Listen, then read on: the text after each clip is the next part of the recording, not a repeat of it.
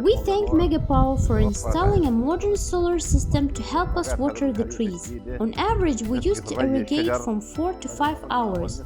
Now it's 7 to 8 hours. Thus, the trees are getting more saturated. We used to have frequent power outages. One day the power would turn off, the next day it would come back, another day the power would get weak, and then it would get strong.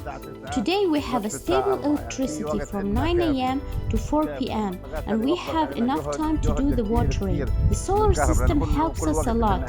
We used to suffer a lot from power shortages. The generators would sometimes stop working or not work at all. Now, every time the sun comes, we water the trees. We have plenty of water, unlike before.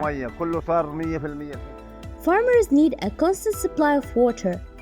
The solar system can provide farmers with the consistent power supply directed from the sun to their water pump, saving them money and ensuring they will always have water for their plants. Megapower will assess your requirements to provide you with the best solution for your farms.